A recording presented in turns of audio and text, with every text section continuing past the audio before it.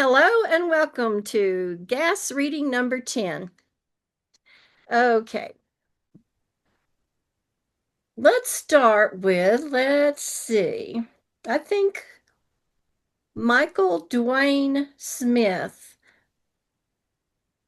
What have you been up to in the poetry world? And you want to tell us something about your publications? I would, if you wouldn't mind, I'd like to mention that I have a new book out, which I'm very, very happy about from Sheila Nagig. It's called Shaking Music from the Angry Air, and I'm going to be reading poems from this book today.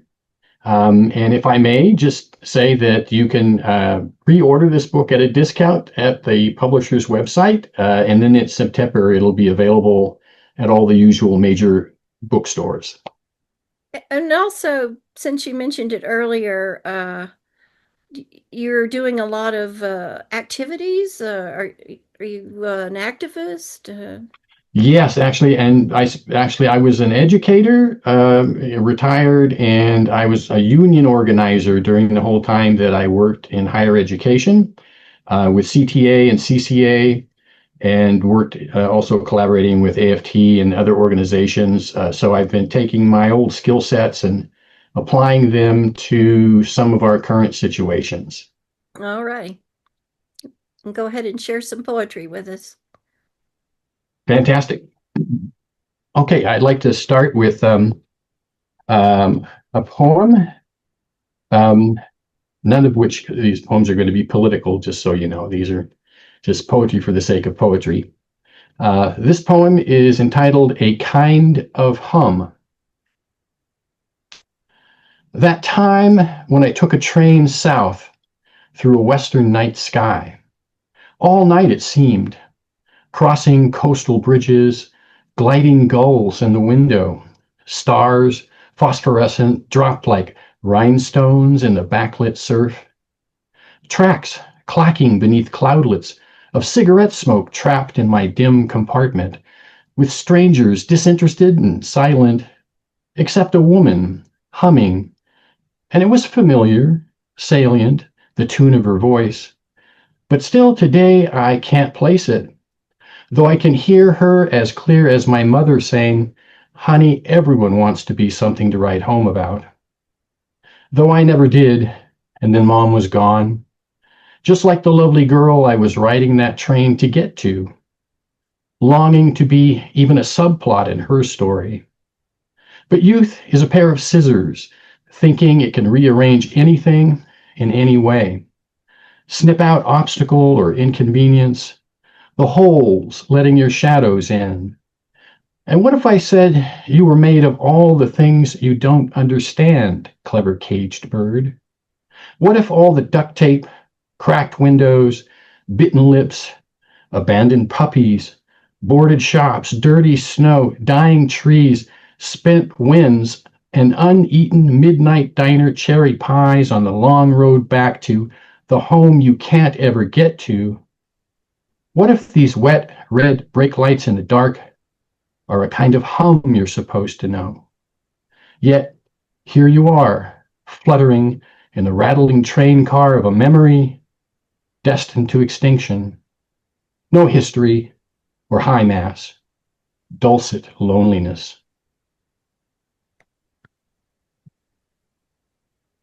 Thank you. Let's see. Here we go. This one is called Scruff, tad on the surreal side, so gotta hang with me on that. She acquainted him with the sleepless solitude of unquietness. A black bear crept into the tent of their nights together and ate the sunrise. Instead of the flower that led him into bed, his nostrils flared with wet fur and sated belches. He allowed the bear in because he loved her, because he no longer loved her, because he did not expect the bear to take to water, paddling after his boat in a slough fog, hungry for the back of his head. Thank you.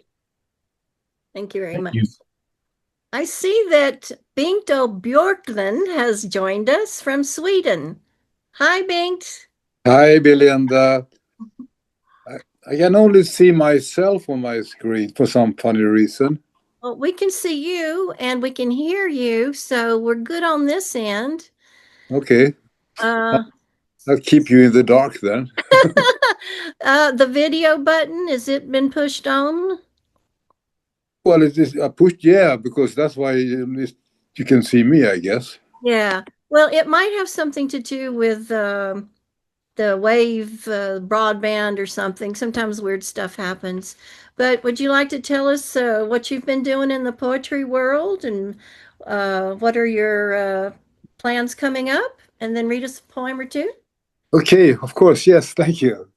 Well, poetry-wise, I've been reading in a few places around Stockholm. I was in London a few weeks back, but I was in art. I had a few paintings. We've been exhibiting them in the Nero Center in central London. It's the biggest cultural center, Indian cultural center outside of India. In the future, I'm coming to Connecticut in a couple of weeks to be a part of the National International Beat Poetry Festival in Pleasant Valley. Yeah. Okay. You're busy. Yeah, well, that was some of the stuff, yeah. And also, I'm having another painting being exhibited in Budapest in a couple of weeks. I have to get that one back from London and send it off to Budapest. Wow. Yeah. Yeah. I'm looking forward to going to the States soon. Me and my wife is coming with me. That's going to be really great to see all friends again. Mhm. Are you going to be there, Belinda? Not this year. I'm thinking about planning on it for next year. Okay. All right. Okay. I thought you were coming. All right. Shall I read something? Yes. I'm going to read something from my latest book. It's the National Beat Poetry Foundation New Generation Beat Poets Laureate Series. As most of you know, I am Beat Poet Laureate for life. And this book was published this spring. And what's her name? Deborah wanted me to write a really heavy introduction. Because people don't know, you must write to tell people who you are. So that in this book, there's like a 20-page introduction. Only that, yeah. This book is called If There Is No Tomorrow. And the first chapter is called There Are Birds in the Machine. I'm just going to read some of the first poems. Danced into the lost, digested by old greed dying, to the sound of loneliness, I gave up and was gone. Destitution is the mistress poverty leaves behind, moments before early trucks collect what is left. There is young flesh in the cards, soft skin that will haunt you, daring you to betray your time with an impossible moonset. Most of them are rather short, so I'm not going to read a few straight off. Yeah. Softly walking into night, I find myself with my fingers on fire. I have a window where I can hear solitude whisper like a violin. In the hollow between here and what will follow, there is a dance in perfect silence. There's fading graffiti on the old wooden gates, closed to most. Wrought like a thought on fire, screaming like a sentinel plummeting from the turret. I did not join my hands, nor set sail to the sound of prayers in a world so indifferent. At times, loneliness will find you in the middle of a noisy crowd or on your way home. with the ones you love. There's no remedy for mortality, no cure can turn you into everlasting here-ness, ruling time at will. One man's call is to root out misconceptions, another to find a way to educate the lost. And the last one, seemingly out of phase, kind of evaporated, a man lost in charge finds himself in a bind, driving dead men to work long before their time. Strands of humility move in the slow wind. The ambulance rushes through traffic with blue lights turning weather into polar bears in open water. Notice the shift of colors as I turn into you, as it will be all any man or woman can do with any intent, squeezing more air into the casket. Thank you. Wow. Okay. Thank you so much. Susan Darlington from England. Tell us what you're up to in your poetry world. Yeah, I've just, I should have been prepared and brought a copy with me. I've just received a copy today of the Northern Gravy anthology, which I've got a couple of poems in, so I'm very pleased about that. I've got a micro chapbook coming out later this year through the Hedgehog Press. Yeah, I've been doing quite a lot of local readings as well.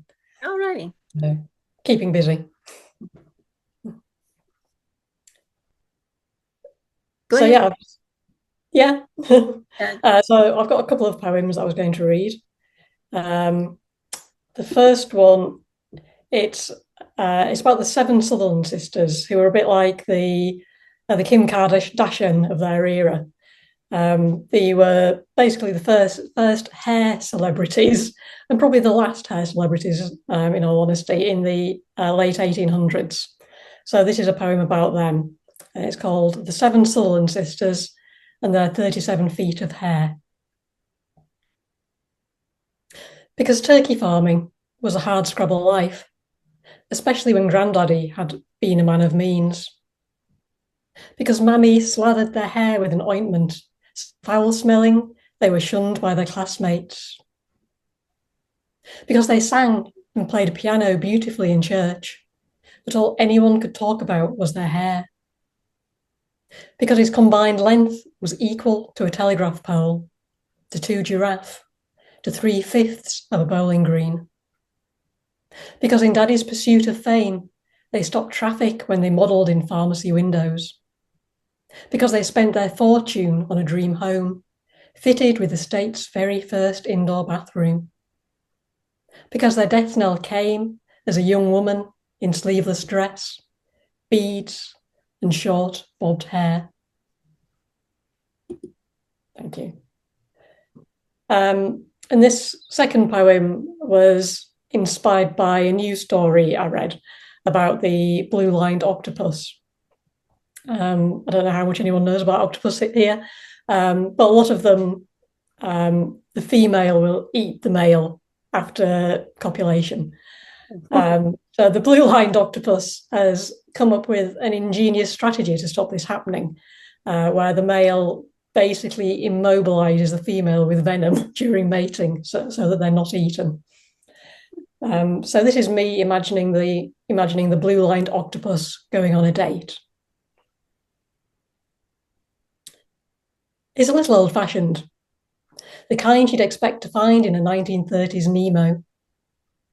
Graceful when he ripples out of a Coke can and offers her a shrimp on a platter of seagrass.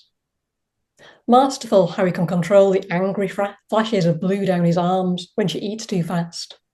Says, slow down. Says, indulge me. Says, try this crab dressed in kelp, in a voice that bubbles across the shore in pulsating hearts. She watches them float to the surface as the taste explodes in her mouth. It's delicious, just like you said it would be. So delicious she barely notices when he closes in, beak puckered, like the time that you leaned into me, ignored my flashes of blue. Oh, wow. Oh, thank you. Thank you. Okay. Zorheh Zadbood from Iran, but living here in the US right now.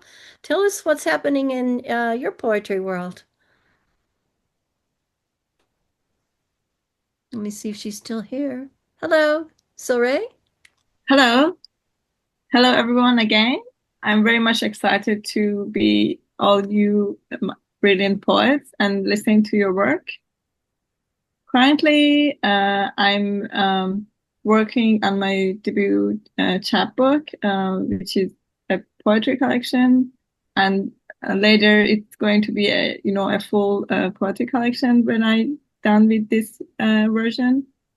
And my one of my new poem is going to be in the summer issue Kenyan Review, just maybe 1 or 2 months later, that I'm very happy about.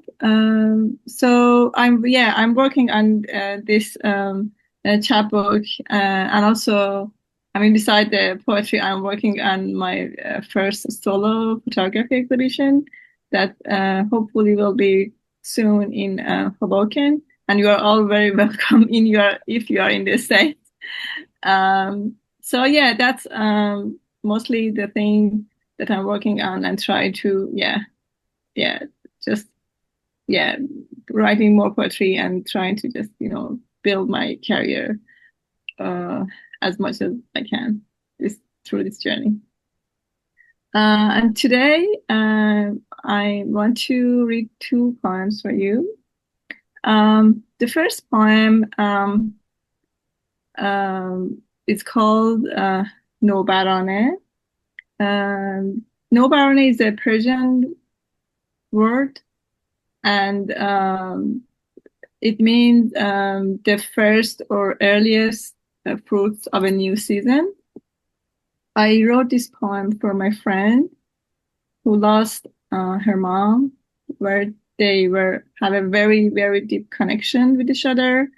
And I witnessed how difficult and heartbreaking was for her to not being able to, calling her mom every day and being in touch with her.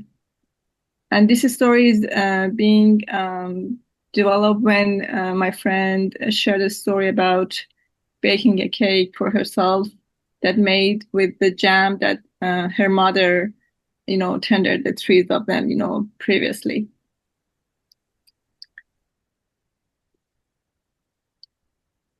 Okay.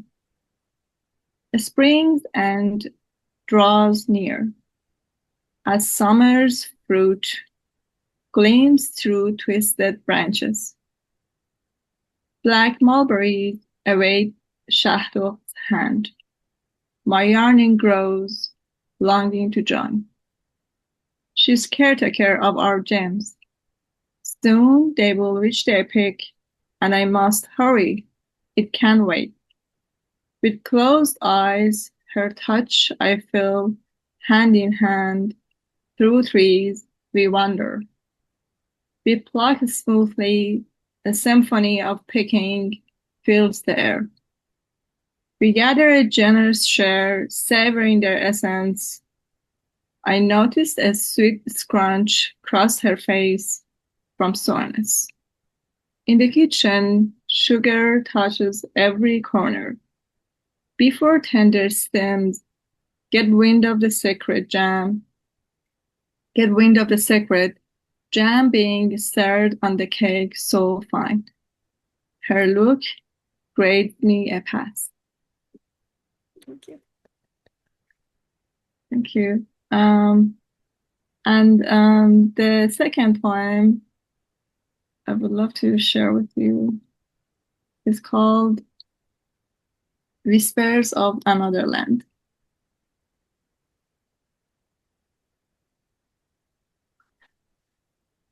Am I insane?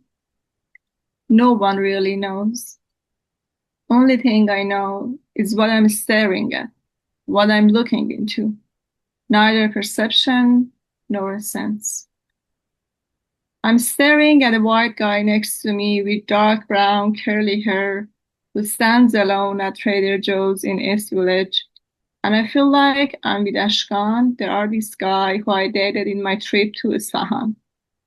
He painted all over me once a month, making me a colorful canvas, each time with a different design. I'm playing chess with an elderly Spanish woman in Prospect Park who insists on not accepting her failure in a humorous manner, and I feel like I'm talking to Shadi, the mathematics teacher I had back in high school. The first person who noticed my math talent, persuaded me to become an engineer, the one who I am. I'm walking along 14th Street across Fifth Avenue on a wide sidewalk amidst the crowd of endless rush, and I feel like I'm walking down at Tajish Square, observing people's weekend shopping energy at the north side of Tehran, around Damovan Mountain, where Damovan Mountain visible with a snow-covered beautiful peak. I'm waiting for Q train alone when I hear music over the station speaker, and I feel like I'm listening to Radio Tehran in my car, which often played blues and sometimes jazz. They were all there. I couldn't help. Nothing is wrong with me. I only left home. Thank you. Thank you. Thank you very much. Okay, Barbara Ann Branca from New York. What's going on in your poetry world? I am doing a number of things, and my background is really in science and music, and I came to the poetry world via those things. After I was a science teacher in New York, I was a college professor in Vermont, and but I lived very close when I was growing up on Long Island to the Walt Whitman birthplace. So I became very friendly with George Wallace, who is the writer in residence there. And he, in a lovely way, was able to write a blurb on the back of my chapbook, which is called Flash Flood. So since I was a science teacher, a lot of my work is about the environment. And I also spent 20 years working for an agency that's part of NOAA, and I worked with the EPA and so forth. So my environmental bent is pretty prevalent in my work. And I also live very close to Nikola Tesla's last laboratory. That's the only one that's in existence. It's walking distance from my home. So we're working on trying to restore that and take back the Tesla name, actually. So with those organizations, actually, I'm kind of the scientist poet. So that being said, I'm going to read something from Flash Flood, and this is with some deference to Michael, who is in front of, who's part of that world.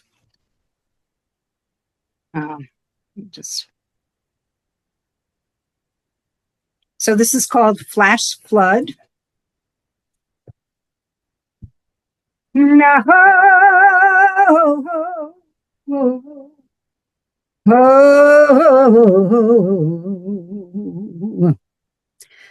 Moonless night, you and me packed into that cobalt blue VW, logging 1,000,000 miles from Chattanooga to Chaco Canyon, the last 20 all dusty road where jackrabbits big as ghosts jump out of the darkness.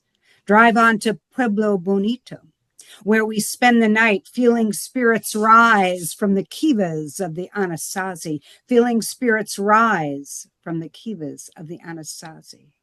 But in the morning, the ranger says the sky hadn't cried in 7 years, and you better get out of the canyon now before the rain comes and slicks up that clay road and No gas till Farmington, before the rain comes and slicks up that clay road, and no gas till Farmington. No, came all this way, just one more hour to climb down that ladder and feel the presence, hear the silence of centuries. Where'd they all go? Why'd they leave their home? Why'd they cut down every tree for the timber roof, now long, long gone? Why'd they cut down the timber for the timber roof, now long, long gone? Get out now, he repeats. So we do, and it starts raining the first time in 100 moons, and the tires start slipping and sliding, the tank almost empty. Then all of a sudden there is a rise, and on that rise we see sheep, rain staining their woolly coats, rain staining their woolly coats.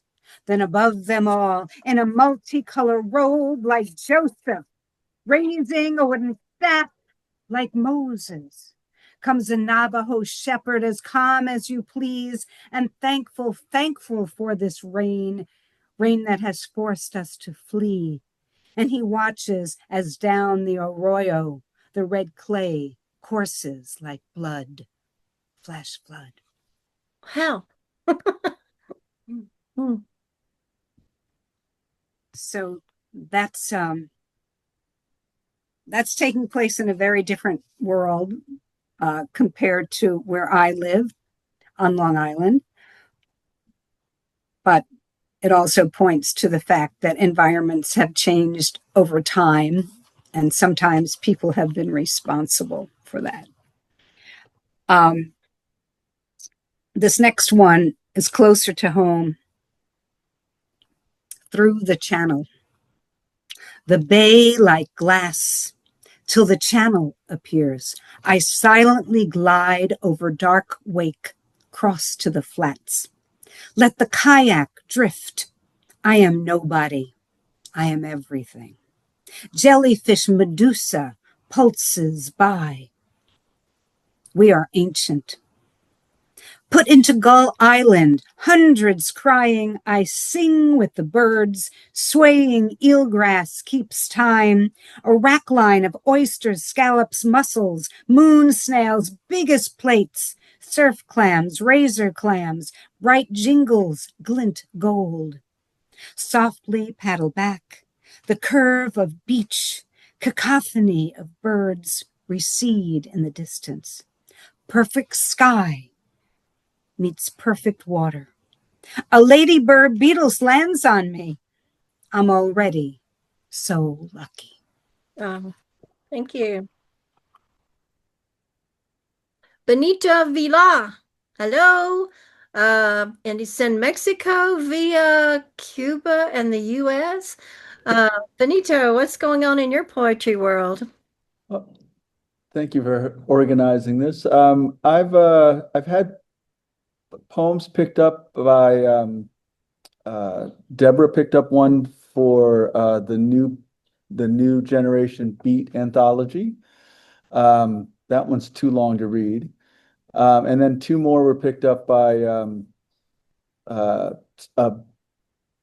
poet publisher who writes the name of the publication is Soul Poetry. So that's two more. I moved to Mexico about 4 years ago, and I've had 36 poems published since I've been here. So to me, that's all really exciting. But those are the last three. Because they're short, I thought I'd read what went into soul poetry. This one's a little bit political, but not so much that it kept me out of soul poetry. And it's called Capitalism Would Perish Without Stuff. Capitalism would perish without stuff that's meant to wear out or break, without machines to make more stuff, so more stuff can be made, so more stuff can be bought, so more stuff can break and wear out. Material exhaustion and over-having of having that insist on having more will not be enough to stop the money machine from making its margins. Nothing lasts forever except the fallout from greed. It changes everything, leaving its great slow decay tossed around in faded signs, rusted gates, weeds poking through cracked concrete, broken open garbage bags, abandoned stores, and busted glass. I am replaceable, insisted the Buddha. I am a coffee maker, a spark plug, a circuit of consumption. I long to be an arrow that turns into a flower in midair, a teacher of magic. A what was that for anyone watching? Free of the shapes and definitions I've ever been asked to make, free of sadness, madness, and desperation. Capitalism sells all new and improved over and over. I'm looking to get to where it's understood that good wouldn't mean much without evil. So that was Capitalism would perish without stuff. And we all have had that experience of rejection. And so this is called the rejection email. This is a, I don't know, this actually happened. And I put it into this it's 5 lines. The rejection email went out to me and 51 other poets. The publisher didn't use a BCC, put us all together in the 2-line, a gallery of wet goons who couldn't make a wheelbarrow hold rain. So I have more to read, but let's hear from other people. Thank you, Belinda. Oh, thank you. All righty. Okay, I think it's my turn. Everybody said go. Mm-hmm. All right. So lately, seems like I'm always painting thickets, just clogged growth, sometimes with the roots showing. I think I'm painting my mind or something. There's so much going on in there on the bright side, so much going on in there that I'm expressing it. And it's not all bad because there's flowers in there. So anyway, I started thinking about why I'm always painting all this tangled stuff. And this is called tangles. Thoughts jam neural pathways where distractions divert, push back, but cannot erase. Expressing tangles artistically, wild organic growth, interwoven green with briars and flowers, thickets that bite and sting, hum with multi-layered life. Queen Anne's lace and goldenrod, blackberries, gooseberries, and bees, frogs and grasshoppers, butterflies by day, fireflies by night. 2. Disapproval hung in the air like smoke. Our world contained full ashtrays. Ashes smelled like home. Beltings were normal and frequent. Inferior status reinforcement, anger for existing, it seems, creating tangles for life. I loved lightning storms, thunder like a battlefield, lines down, off the grid. We were one unit then, connected by an act of God. It was church. Weather can silence the ego of human domination momentarily. It also waters the thickets and tangles that sing of untamed life, unharmed by man. Okay, this, I'm not even sure I understand this, but I'm going to read it. Sounds in the silence. Empathizers and forgivers, authoritarians and servants, are scared into belief of protection, scapegoat propaganda, prison camps, long guns, and deportations. Atmospheres and decades later, tingling instant memories still resonate in the music of the universe. There is no forgetting, only sleeping huddled in a life bubble in molecular oneness. We learn we're all performing, inventing courage for the dark, labyrinth of knowledge, the gift of rising. Memory becomes a bad guitar, self-conscious hypnosis, neuronal trauma. Gunshots become drumsticks, striking stones, performance art, fireworks in the distance. All righty. Would y'all like to read one more? If so, we'll start with We think we started with Michael Dwayne Smith. Michael, you there? I am here, and I really enjoyed those. In fact, I've been following your tangly images that you've been posting and loving it, just so you know. Thank you. All right. Well, I had something else I was going to read, but I changed my mind, and I'm going to read something called Horse Sense. You can tell a horse anything. Barn swallows scatter from rafters in high-throated song when you open your mouth, but a horse listens just right. Such is the nonchalance of the stall. Outside, the riverbed fills with blue fog this morning, and I run a brush through the white mare's winter coat. My story streaming through her ear, and what a luxury for us both to not have a common language, to not let subtleties dam the way of understanding. I can't see the scrub along the riverbank, only the shape waters have worn into the earth, and glassy eyes of houses from the other side untamed. Some things hidden are best not discovered. Some days best begin just brushing your horse in a fog. Thank you. Yeah. All right. Thank you. Let's see. Believe it was Bengt O Björklund. Bengt O Björklund. Would you like to read another one? I could do that. Björklund. Yeah. I'm going to read something very recent that I wrote very recently. First one is: a wild day in disarray, toxic with fumes of anger, fierce with winds of no regret, running like spiteful storms through the hair of the lied to, finds the earth ravaged. Dirty water politics rotting, erupting on the stock exchange. Hiding in shame as best before men pull stolen cigars from their hats. Before emptying poor man's wallet, shame is long forgotten.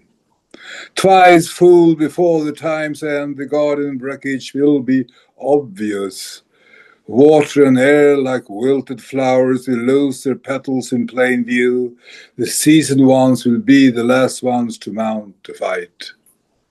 All right. Thank you.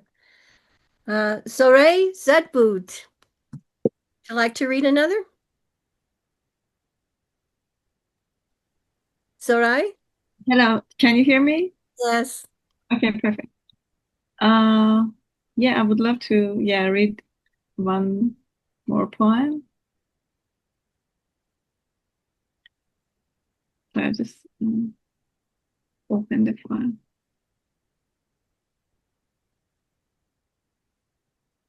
Diving murmurs of joy. Praise the moment, the one when you can finally breathe with all your veins and muscles.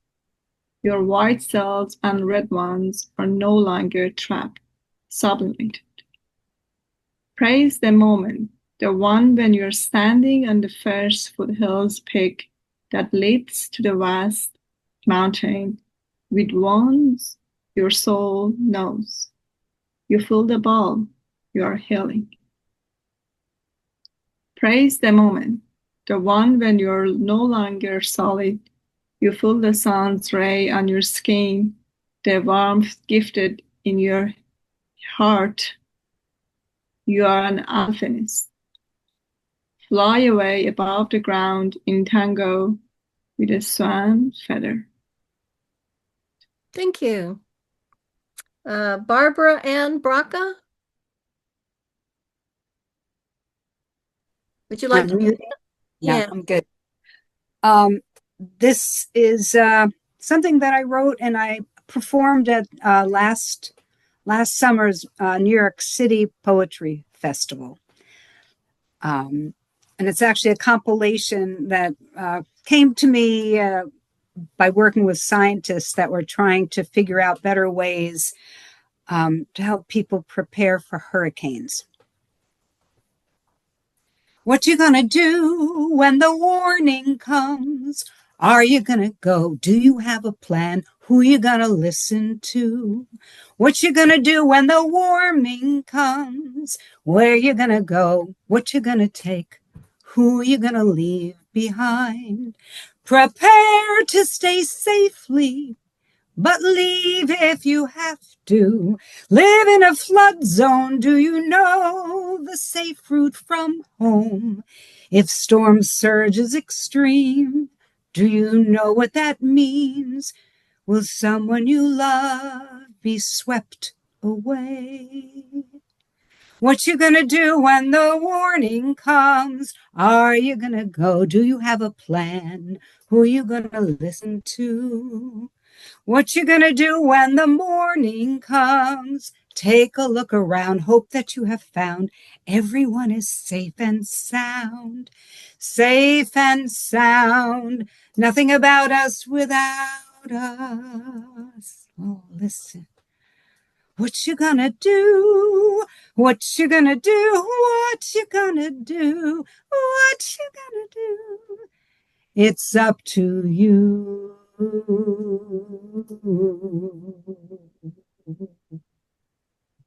Wow. Take care, everyone. Thank you. Susan, did I call your name yet? No, not yet, not a second Okay, time. No. okay, Susan. Would you like to read another one? Yes, please. Yeah. This one actually segues quite nicely into Barbara's because it's about the weather. It's actually based on a historic event in the far north of Norway, where there was a storm. This is in the 1700s, where a sudden storm capsized a number of boats, pretty much all the fishing community, and drowned 40 men. And based on the superstitions of the time, it was believed that a whale was responsible. So this poem is called The Storm and the Whale.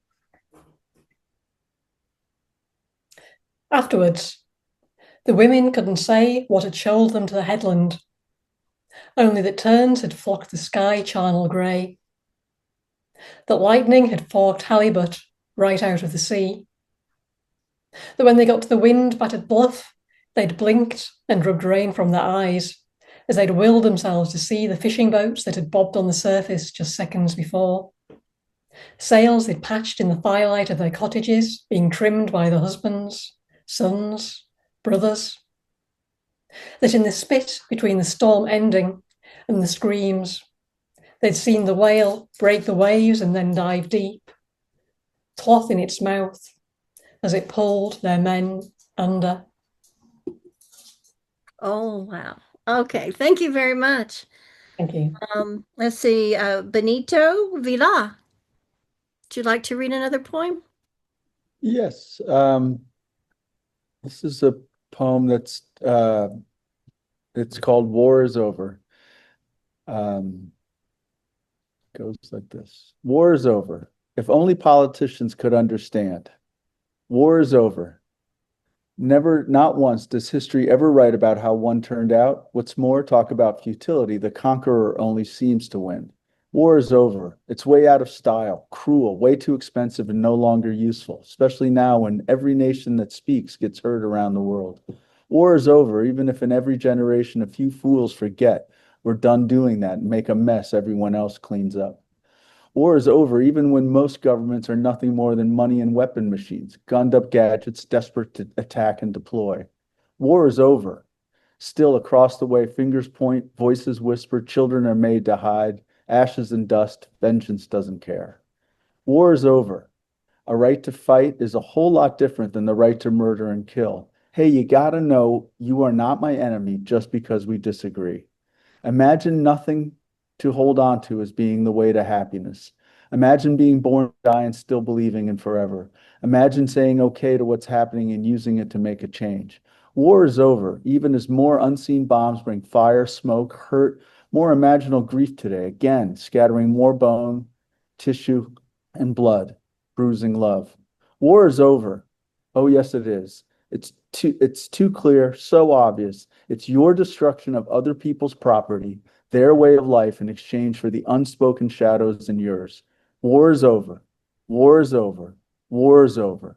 The pain of blame, fear, and ignorance. Wow. All right. Thank you very much. And to wrap it all up, I haven't skipped anyone, have I? I don't think so. You're up. All righty. How it's done. Brain waves tethered to clouds pull comfort from the sky. Imaginary coils unwind, piercing membranes. Words flow and disappear without anchor. Their star echoes vibrate meaning. A cosmic message prepares us. Unspeakable wisdom enters. We push letters into a lit screen. A mystery swirl begins. We type our filtered essence in spite of pain or because of it. And the web tingles with connection, bound in a net beyond this realm. Thank you very much, everyone. I really enjoyed it. What a great show y'all put on. Okay, I'll probably have this posted tomorrow or Monday at the latest, and I'll tag you all. Okay? Thank you, Millet. All right. Bye-bye. Bye. Oh, yes.